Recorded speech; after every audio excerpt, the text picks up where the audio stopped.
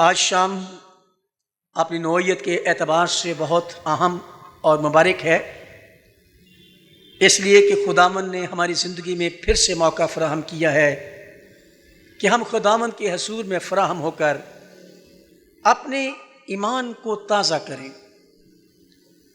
ہم ایمان تو لا چکے، لیکن روزمرہ کی آزمائشوں میں پڑ کر اور دنیا کی بہت ساری الجھنوں کا شکار ہو کر بہت دفعہ ہم اپنے ایمان کی اکائیوں سے دور چلے جاتے ہیں۔ علاوہ اس کے بہت سارے عناصر اور ایلیمنٹس ہمارے ارد گرد ہیں جو ہمارے ایمان پر سوال کرتے اور ہمارے ایمان کو کمزور کرنے کی کوشش کرتے ہیں، اور ایسے ہی سوالات بہت دفعہ ہمارے سامنے گاہے بگاہے آتے رہتے ہیں۔ بالخصوص جو مضمون اس سال ہماری کنونشن کا ہے، اس مضمون پر دنیا کے بہت سارے سوالات ہیں۔ دنیا اس کے اوپر بہت سے اعتراضات اٹھاتی ہے، جبکہ ہم یہ سمجھتے ہیں کہ ہمارا ایمان اور ہماری ایمانی زندگی کی بنیاد ہی اس ایمان پر ہے، اور اگر ہم تجسم الہی کے عقیدے کو ہم اپنے ایمان سے خارج کر دیں تو ہمارا مسیحی وجود ہی ختم ہو جاتا ہے۔ پر دنیا اس بات سے ہمیں گمراہ کرنے اور ہمیں کمزور کرنے کی کوشش میں ہے، لیکن جب ہمارا ایمان خداوند کے کلام پر ہے، لوگوں کے جذبات پر ہمارا ایمان قائم نہیں ہوا، ہمارا ایمان کسی انسانی جذبات کا نتیجہ نہیں ہے، ہمارا ایمان خداوند کا زندہ کلام ہے جس کی بنیاد پر استوار ہوا ہے۔ ہمارا ایمان جو تجسم الہی کی بابت ہے وہ رسولوں کے ایمان کے پیٹرن پر ہے، جنہوں نے خداوند یسوع مسیح کا ابن خدا کا اپنی زندگی میں تجربہ کیا، اور ان تجرباتی واقعات کو انہوں نے آنے والی جنریشنز کے لیے لکھا، کلیسیوں کے لیے لکھا، اور ان تجربات سے، ان کی تعلیمات سے ہم مستفید ہوتے ہیں۔ ہمارا ایمان رسولوں کے ایمان کی بنیاد پر ہے، جنہوں نے شخصی طور پر ابن خدا کا تجربہ کیا، تجسم الہی کو دیکھا اور تجربے سے دیکھا۔ پھر وہ آج لوگ ہمیں پھر سے سوال کرتے ہیں، پر میں حیران ہوں دنیا کے سوالوں پر، کیونکہ انسان کی تو ہمیشہ کوشش رہی ہے کہ وہ اپنے خالق کا دیدار کریں، خواہش تو رہی ہے، لیکن جب اس خالق نے خواہش کو پورا کر دیا تو ہم نے اس کا اعتبار نہیں کیا۔ خواہشیں آج بھی ہیں، چاہتے آج بھی ہیں کہ ہم اس کو دیکھ پائیں۔ مجھے یاد ہے داؤد نے اپنے زبور 42 میں اس بات کا ذکر کیا، جیسے ہرنی پانی کے نالوں کو ترستی ہے، اے خدا میری روح تیرے لیے ترستی ہے۔ موسیٰ نے پہاڑ پر خدا کو دیکھنے کی خواہش کی، یہ انسانی خواہش ہے۔ پھر شاعر مشرق جو ہمارے ملک کے شاعر ہیں، علامہ اقبال، انہوں نے اپنی شاعری میں اس بات کا ذکر کیا، کبھی اے حقیقت منتظر نظر آ لباس مجاز میں دیکھنا چاہتا ہوں اپنے خالق کو، میں اپنے خدا کو دیکھنا چاہتا ہوں۔ خواہش تو رہی ہے انسان کی، لیکن جب خدا نے انسان کو، اپنی مخلوقات کو تجسم میں وزٹ کیا، جسم میں آ کر ملاقات کرنے کی کوشش کی، تو مخلوقات نے اس کو پہچاننے سے انکار کر دیا۔ اور یوحنا رسول جو حوالہ ہم نے بھی تلاوت کیا ہے، دنیا میں 2 ٹریجڈیز کا ذکر کرتا ہے۔ اگر آپ دیکھیں میرے ساتھ 10ویں آیت، یوحنا کی انجیل اس کا پہلا باب اور اس کی 10ویں آیت، اس میں 2 ٹریجڈیز کا ذکر ہے جو بہت ہی عجیب اور حیران کن باتیں ہیں۔ انجیل مقدس میں لکھا ہے وہ دنیا میں تھا اور دنیا اس کے وسیلے سے پیدا ہوئی اور دنیا نے اسے نہ پہچانا۔ دنیا کیا ہے؟ دنیا تو اس خالق کی مخلوقات ہے۔ وہ اپنی مخلوق کے پاس آیا اور مخلوق نے خالق کو نہیں جانا اور نہیں پہچانا۔ حیران کن بات ہے۔ پھر وہ کہتے ہیں دنیا نے نہیں پہچانا۔ ساری دنیا، کوئی کسی بھی مذہب سے تعلق رکھتا ہو، وہ کسی بھی فرقے سے تعلق رکھتا ہو، تمام اس کی مخلوقات ہیں۔ تمام انسانوں کو اسی نے خلق کیا اور پیدا کیا۔ پھر ایک اور ٹریجڈی کا ذکر کرتا ہے 11ویں آیت میں، وہ اپنے گھر آیا۔ یہ اپنا گھر کون سا تھا؟ ایک تو ساری مخلوقات، اور پھر ساری مخلوقات میں سے اس نے ایک مخصوص گروپ کو کہا کہ یہ میرے لوگ ہیں، جن کو اس نے اپنا نام دیا۔ اور میری مراد ابراہیمی مذاہب سے ہے، جو ابراہیم کے ایمان پر ہیں، جس میں یہودیت ہے، اسلام ہے اور مسیحیت ہے۔ ان کو خدا نے کہا یہ میرے لوگ ہیں، یہ مجھ پر ایمان لائے ہیں۔ مخلوقات تو ساری میری ہے، لیکن ساری مخلوقات میں سے وہ مذہب، وہ لوگ جن کو خدا نے اپنی پہچان دی، جن کو خدا نے اپنی شریعت دی، جن کو خدا نے اپنی پہچان کرائی، وہ اپنوں کے پاس آیا۔ اور یہاں پر فعل جو ورب ہے وہ یوحنا تبدیل کر کے لکھتا ہے، دنیا نے پہچانا نہیں ہے اور وہ اپنے گھر آیا ہے اور اپنوں نے اسے قبول نہیں کیا۔ اور رد و قبول پہچاننے کے بعد ہوتا ہے۔ اپنوں نے پہچان لیا خالق کو، کیونکہ ان کو پہچان دی گئی تھی کہ میں کیسا ہوں، میں کیا کر سکتا ہوں، میں کیسا دکھتا ہوں۔ اس نے اپنے لوگوں کو اپنی پہچان دی تھی، اس کے اپنوں نے اسے پہچان لیا، لیکن اس کو قبول نہیں کیا، اور اگر قبول نہیں کیا تو رد کر دیا، سوالات اٹھا دیے۔ ہم اس خدا کو نہیں مانتے جو جسم میں محدود ہو جاتا ہے۔ ہم ایسے خدا کو نہیں مانتے جو کمزوریوں کا شکار ہو جاتا ہے، جو آسمان کو چھوڑ دیتا ہے اور زمین پر رہتا ہے۔ ہم ایسے خدا کو نہیں مانتے۔ خدا ہم سے پوچھے گا کہ وہ کس طرح سے ہم پر ظاہر ہوگا۔ میں اکثر یہ بات کہتا ہوں کہ let the God be God. خدا کو خدا رہنے دو، خدا کو اپنی خواہشوں کے مطابق اس کو زندگی گزارنے کے لیے مجبور نہ کرو۔ خدا کو خدا رہنے دو۔ اور انسانوں کی مجبوری یہ ہے کہ وہ اپنی خواہشوں کے مطابق ہر کسی کو دیکھنا چاہتے ہیں، چاہے وہ خدا ہی کیوں نہ ہو۔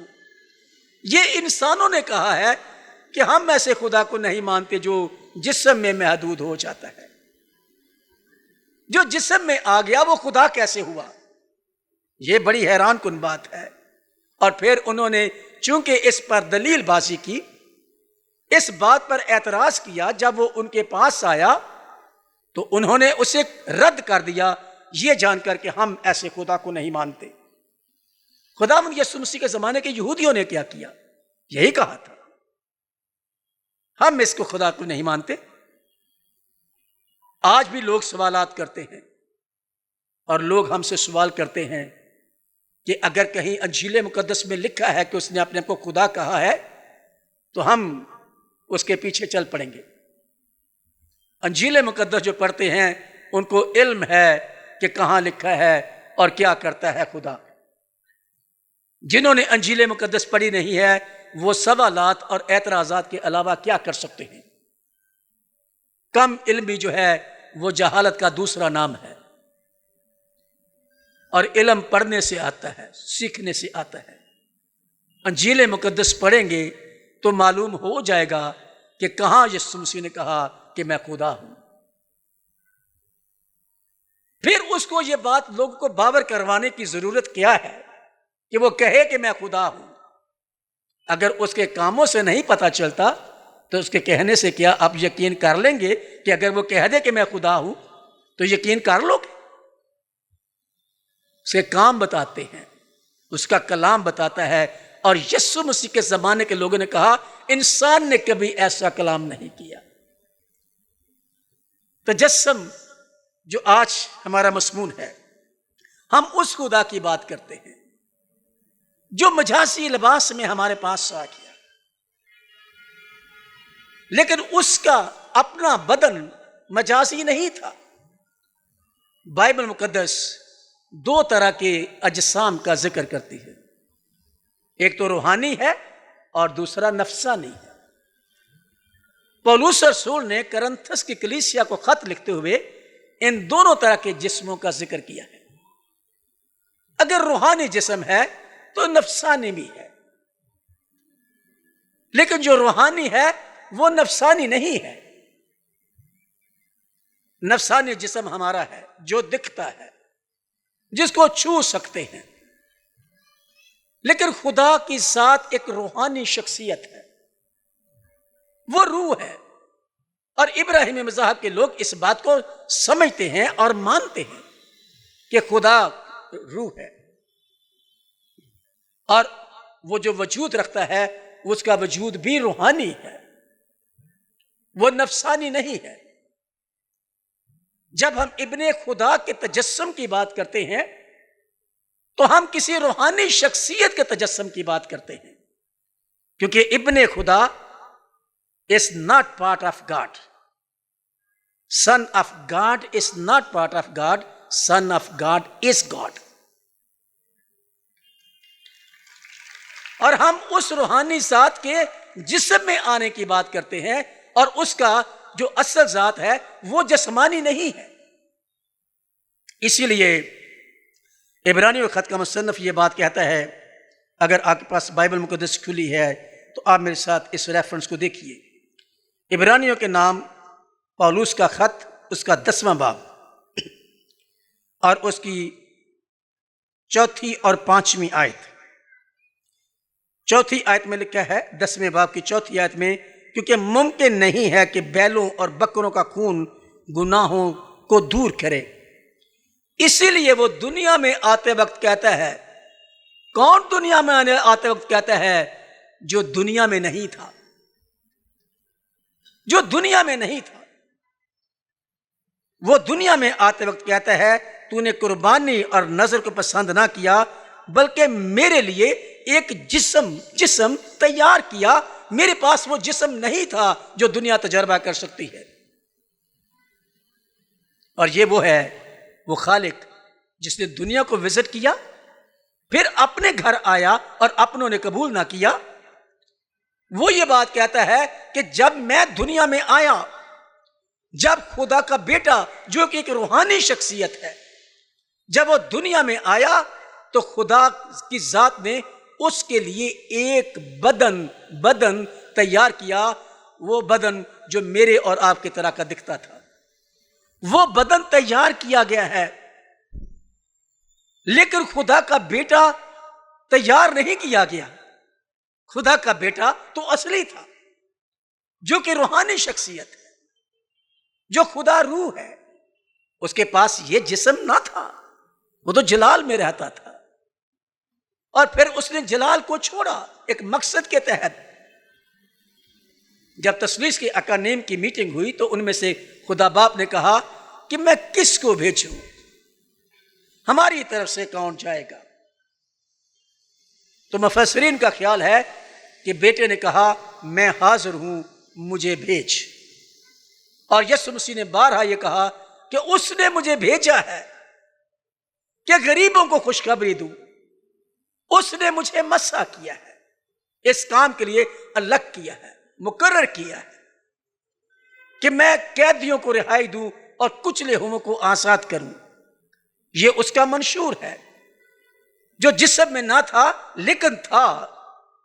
اور یوحنا رسول کہتا ہے ابتدا میں کلام تھا، کلام خدا کے ساتھ تھا اور وہ کلام خدا تھا. وہ کلام خدا کا جزو نہیں تھا، وہ کلام خدا تھا، اور وہ کلام مجسم ہوا.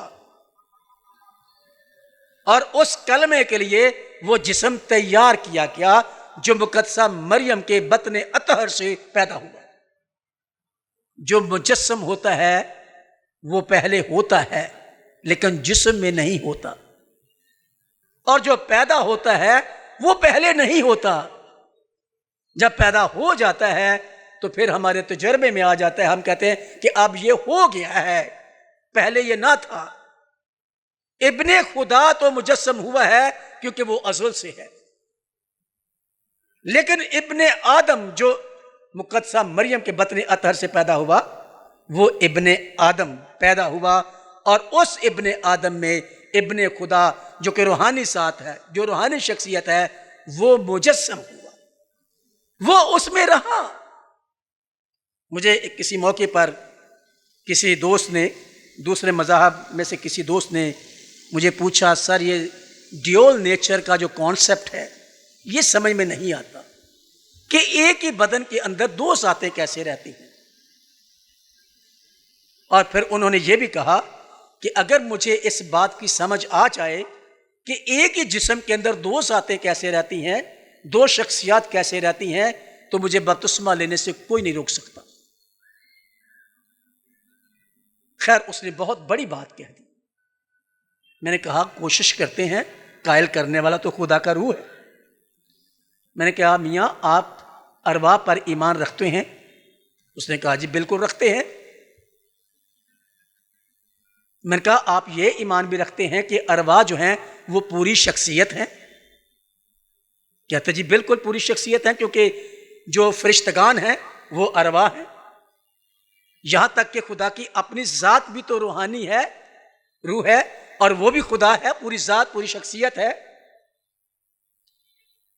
میں نے کہا کہ کسی روح کا پاک ہونا یا کسی روح کا بد ہونا اس کی صفت کی بات ہے، لیکن روح تو روح ہی ہے، چاہے وہ بد کی ہے چاہے وہ نیک کی ہے۔ اور روح کسی بھی طرح کی ہو، چاہے وہ بد روح ہو چاہے وہ نیک روح ہو، وہ روح ہوتے ہوئے پوری شخصیت ہے۔ اس نے کہا جی بالکل ٹھیک ہے۔ میں نے کہا میں آپ کو ایک واقعہ سناتا ہوں، شاید کہ آپ کو سمجھ آ جائے۔ میں نے کہا کسی زمانے میں جب کالج میں پڑھتا تھا تو میں دعا کیا کرتا تھا مریضوں پر۔ تو ایک روز میں شام کو دعا کے لیے بیٹھا، لوگ آئے ہوئے تھے دعا کے لیے۔ ایک شخص میرے سامنے آیا، اس کا نام پرویز تھا، اور وہ عبادت میں آنا نہیں چاہتا تھا، اس کی ماں اس کو پکڑ کے لے آئی۔ جب میں دعا کرنے لگا تو اس نے میرے اوپر ہاتھ اٹھایا، گویا کہ مجھے مارنے لگا۔ خیر میں نے اس کو روکا۔ پھر میں نے جب دعا کرنا شروع کی اور اس نے مجھ پر ہاتھ اٹھایا تو میں نے اس سے پوچھا تو کون ہے؟ تو اس نے کسی کا نام لیا، کسی اور کا نام لیا کہ میں وہ ہوں، اور وہ شخص مر چکا ہوا تھا جس کا نام لے رہا تھا۔ میں نے سوچا کہ میں تو پرویز پر دعا کر رہا ہوں، یہ دوسرا کون ہے جو کوئی اور نام لے رہا ہے کہ میں اسی جسم میں ایک اور رہ رہا ہوں، اور جو دوسرا رہ رہا تھا وہ کوئی روحانی شخصیت تھا، چاہے کہ وہ بدروح تھا لیکن روح ہوتے ہوئے وہ پوری ذات تھا، پوری شخصیت تھا، اور اپنا پورا نام بتا رہا تھا وہ۔ میں نے کہا یہ مجھے بات سمجھ نہیں آئی، اور میں تو اس کو یہی سمجھتا ہوں کہ اس پرویز کے اندر ایک اور ذات رہتی ہے جو کسی اور نام سے اپنے آپ کو انٹروڈیوس کروا رہی ہے، اور پرویز جسمانی ذات ہے، نفسانی ذات ہے، لیکن جو بول رہا ہے اندر سے، جو بول رہا ہے وہ کوئی روحانی ذات ہے۔ خیر پتہ نہیں اس کو سمجھ آ گئی۔ میں نے کہا کہ اگر یہاں پر دو ذاتیں نظر آ سکتی ہیں تو یسوع مسیح کی ذات میں آپ کو دوسری ذات جو کہ روحانی ہے، جو کہ الہی ہے، وہ نظر کیوں نہیں آتی؟ ابن آدم جو مریم سے پیدا ہوا، اور وہ عبرانیوں خط کا مصنف کہتا ہے کہ وہ بدن تیار کیا گیا ہے، وہ بدن پیدا ہوا ہے، وہ بدن خلق ہوا ہے، لیکن ابن خدا خلق نہیں ہوا، ابن خدا پیدا بھی نہیں ہوا، ابن خدا مجسم ہوا ہے۔ اس نے وہ جسم اختیار کیا ہے جو مقدسہ مریم سے پیدا ہوا تھا۔ اور ہم نے بائبل مقدس میں اپنے فیت میں ہم نے کہا کہ یسوع مسیح کی ذات میں دوہری شخصیت ہے. وہ کامل خدا ہیں اور کامل آدم ہیں. وہ کامل آدم ہیں اور وہ مجسم ہو کر ہمارے درمیان رہا. اور جب وہ مجسم ہوا تو وہ خدا کی پوری ذات میں مجسم ہوا. کیونکہ میں نے کہا کہ son of God doesn't mean the part of God. Son of God is God with all the faculties and abilities. جس کو دنیا خدا جانتی ہے، جس کو دنیا خدا کے نام سے جانتی ہے، وہ اپنی پوری قدرت کے ساتھ وہاں مجسم تھا. اور پولس رسول کہتا ہے الوہیت کی ساری معموری اور لفظ ساری قابل غور ہے. Whatever God is, God was incarnated in the body that was prepared, that was born, that was known as the Son of Man. جو ابن آدم کہلایا، اس میں وہ پورے کا پورا خدا جس کو دنیا خدا کے نام سے جانتی ہے وہ اس میں مجسم تھا. اور یوحنا رسول نے اس بات کا ذکر کیا ہے، لکھا ہے 14ویں آیت میں، اور کلام مجسم ہوا اور فضل اور سچائی سے معمور ہو کر. فضل کیا ہے؟ فضل از دا کریکٹر آف گاڈ. خدا کا جو بھی کردار ہے وہ خالق ہے، وہ مالک ہے، وہ محبت کرنے والا ہے، وہ کیئر کرنے والا ہے، وہ پروردگار ہے. جو بھی اس کا کردار ہے وہ اس سے معمور تھا، مجسم تھا. سچائی کیا ہے؟ سچائی جو ہے وہ دراصل خدا کی ذات ہے. خدا اپنی پوری ذات میں اس میں مجسم تھا اور ہم نے اس کا تجربہ کیا ہے، رسولوں نے اس کا تجربہ کیا ہے. اور ہمارے پاس بہت سارے گواہان ہیں اس بات کے، جو اس بات کی گواہی دیتے ہیں کہ وہ جو اس میں مجسم تھا وہ خدا تھا. فرشتوں نے کہا وہ خدا کا بیٹا ہے. لوکا کی انجیل اس کا پہلا باب اور اس کی 31ویں 32ویں اور 33ویں آیت میں جب فرشتہ مریم سے ہم کلام ہوا تو فرشتے نے کیا کہا؟ اور روح القدس تجھ پر نازل ہوگا اور خدا تعالیٰ کی قدرت تجھ پر سایہ ڈالے گی اور اسی سبب سے وہ مولود مقدس خدا تعالیٰ کا بیٹا کہلائے گا. ہم فرشتوں پر ایمان تو رکھتے ہیں لیکن فرشتوں کی باتوں پر یقین نہیں کرتے. یہ فرشتے کا بیان ہے کہ وہ خدا کا بیٹا ہے. جو کچھ وہ کہتے ہیں وہ ہم یقین نہیں کرتے. ہم صرف فرشتوں کے ہونے پر یقین کرتے ہیں کہ فرشتگان ہیں. کاش کہ ہم فرشتوں کی باتوں کا یقین کریں، پھر ہم سوالات نہیں اٹھائیں گے. فرشتے نے کہا کہ وہ مولود مقدس خدا تعالیٰ کا بیٹا کہلائے گا. ہم نبیوں پر ایمان رکھتے ہیں لیکن نبیوں کی باتوں پر یقین نہیں کرتے. یوحنا استباغی نے اس بات کی گواہی دی اور دوسرے دن اس نے یسوع کو اپنی طرف آتے دے کر کہا دیکھو یہ خدا کا برہ ہے جو جہان کا گناہ اٹھا لے جاتا ہے. یہ خدا کا بیٹا ہے جو مجسم ہو کر ہمارے درمیان ہے. ہم نے اس کا تجربہ کیا ہے. یوحنا رسول اپنے پہلے خط میں اس بات کا ذکر کرتا ہے کہ ہم نے اس کو دیکھا ہے.